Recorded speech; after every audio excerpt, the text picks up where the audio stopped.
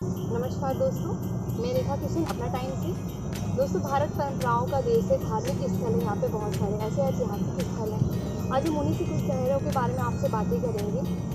बहुत सारे यहाँ पे ऐसे ऐतिहासिक स्थल हैं और धार्मिक स्थल हैं जिनसे बहुत सारी परंपराएं जुड़ी हुई हैं। हमारे भारत देश को माना जाता है कि यहाँ पे हर तरह से ओत प्रोत है, धार्मिक स्थलों से ओत प्रोत है, जिसमें से हमारा चारों धाम की यात्राएँ हैं। बहुत सारे ऐसे छोटे बड़े शहर हैं, इसमें से एक बनारस है। आइए हम बनारस पे बात करते हैं। बनारस घाटों के लिए बहुत मशहूर है। वहाँ पे छोटे बड़े मिला के पूरे 84 घाट, इसमें से बहुत सारे महत्वपूर्ण हैं। उनमें से हमारा सबसे ज़्यादा महत्वपूर्ण घाट ये माना जाता है बनारस के लिए कि वहाँ लोग मोक्ष की प्राप्ति के लिए जाते हैं। कहा जाता है कि अगर जाकर कोई बनारस में मरने के समय जाता है तो उसका पुनर्जन्म मरने के बाद नहीं होता। बहुत सारे हमारे बनारस में छोटे बड़े मिला के पूरे 84 घाट हैं। इसमें से सबसे ज़्यादा महत्वपूर्ण बनारस के लिए ये माना जाता है कि अगर मरने के समय लोग जाके बनारस में ही मरना क्यों पसंद करते हैं, क्योंकि वहाँ पे कहा जाता है कि मरने के बाद लोग मोक्ष को प्राप्त कर लेते हैं। उनकी आत्माएं भटकती नहीं हैं, या तो उनका पुनर्जन्म हो जाता है, मरने के बाद उनका दूसरा जन्म हो जाता है, या तो वो सीधे मोक्ष को प्राप्त कर लेते हैं।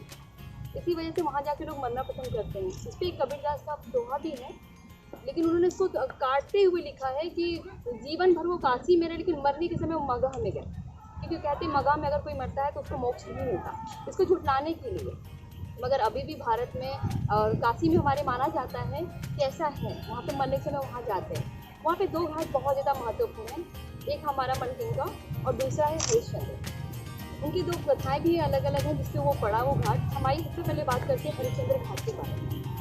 हरिश्चंद्र घाट जो है, वहाँ पे राजा हरिश्चंद्र के नाम से घाट का नाम पड़ा। इसके पीछे कथा है हरिश्चंद्र जी की। राजा हरिश्चंद्र एक बहुत महाप्रतापी राजा थे। वो कभी झूठ नहीं बोलते थे, वो सत्यवादी राजा थे, हमेशा सत्य का साथ देते थे। लेकिन एक ऐसा समय आया कि भगवान ने उनकी परीक्षा लेनी चाहिए, उनकी सत्यता की परीक्षा लेनी चाहिए कि वो किस तरह से सत्य पे कितना अटल रहते हैं। परीक्षा लेने के लिए उनको एक बार सो रहे थे, उनको स्वप्न में ये दिखा कि कोई आ रहा है महापुरुष और मुझसे दान में मेरा सारा राजपाट सब मांग रहा है। और उन्होंने दान कर भी दिया, लेकिन जब वो सुबह उठी तो उन्हें सब बातें भूल चुके थे कि ऐसा मैंने कुछ किया है। लेकिन अगले दिन फिर राज दरबार में आए वो महापुरुष, और वो विश्वामित्र जी थे, उनकी परीक्षा लेने के लिए आए थे। वो अपना भेष बदल के आए और बोले कि राजा तुम भूल गए, तुमने ये सारा ये दान पान ये राजपाट मुझे दिया है। नहीं, मुझे तो याद नहीं, आपने दिया है, मुझे स्वप्न में दिया है। तो अब अपने वो भी अपने बातों में वो हो गए कि नहीं, मैंने अगर स्वप्न में कहा है तो मैं मुझे पूरा करना होगा। उन्होंने इस चीज़ को अपना पूरा राजपाट उन्हें विश्वामित्र जी को दान कर दिया। दान करने के बाद उसके बाद आई दक्षिणा की बात। तो विश्वामित्र जी ने दक्षिणा में उनसे 500 स्वर्ण मुद्राएं मांगी। राजा ने तो पहले ही सब कुछ दान कर दिया, उनके पास तो कुछ बचा नहीं जो उनको दान कर सके, मगर फिर भी उन्हें 500 मुद्राएं देनी थी। स्वर्ण मुद्राएं कहाँ से दी? इस वजह से उन्होंने खुद को बेचा, खुद को बेच करके और 500 स्वर्ण मुद्राएं उन्होंने दी। 500 स्वर्ण मुद्राएं उन्होंने दी और खुद को बेचने के बाद, वो मुद्राएं देने के बाद खुद को उन्होंने बेच दिया अपने आप को। उन्होंने बेचा खुद को एक वो जो लाश जलाते हैं उनके हाथ। बेचने के बाद वो वहाँ चले गए अपनी पत्नी और पुत्रों के संग। फिर एक ऐसा समय आया कि वो उनसे बिछड़ गए, अलग हो गए, क्योंकि भगवान को उनकी परीक्षा लेनी थी। उन्होंने 500 स्वर्ण मुद्राओं में खुद को बेच दिया, एक डोम के हाथ, जो लाश जलाते हैं घाट पे जाके उनके हाथ। और एक ऐसा समय आया कि वो अपनी पत्नी और पुत्र से भी बिछड़ गए।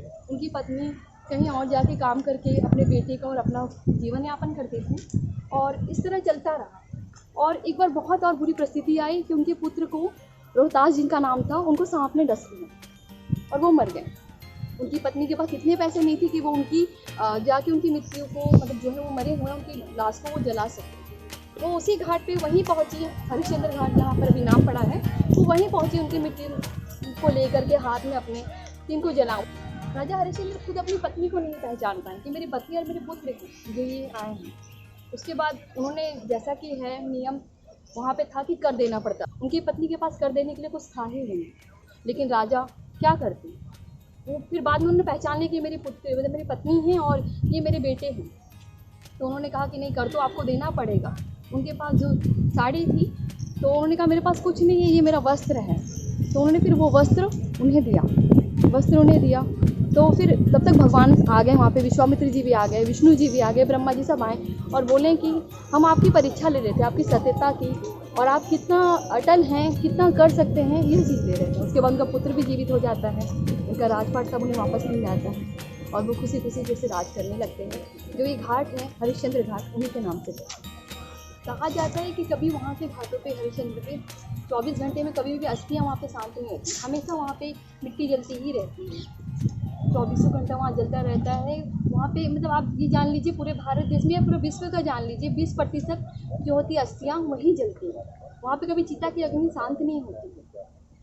वहाँ पे हमेशा आए दिन हज़ारों की संख्या में मतलब लाशों को इंतज़ार करना पड़ता है जलने के लिए वहाँ पे, क्योंकि वहाँ मोक्ष की प्राप्ति के लिए लोग वहाँ आते हैं। और वहाँ पे घाट है, वहाँ पहले स्नान करते हैं, जो मिट्टी होती है उसको गंगा जी में नहलाते हैं, फिर वहाँ अस्थि अच्छे से रखते हैं और जो डोम होते हैं, जो डोमा हैं, उनके हाथ से पहले प्रथम अग्नि में उनके हाथ दिया जाता है, उसके बाद उस लाश को दिया जाता है। फिर वो जो अस्थि होती है उसे या तो उसी समय लोग गंगा में विसर्जित कर देते हैं, नहीं तो लाते हैं अपने घर में 1.25 महीने होने पर, जैसे कि मान्यता है। पूरी तरह से जब वो उनका हो जाता है क्रिया, उसके बाद उन्हें अस्थि को गंगा में विसर्जित कर देते हैं ताकि उनकी आत्मा को मोक्ष की प्राप्ति हो सके या उनका तुरंत ही पुनर्जन्म हो सके, उनकी आत्मा भक्ति।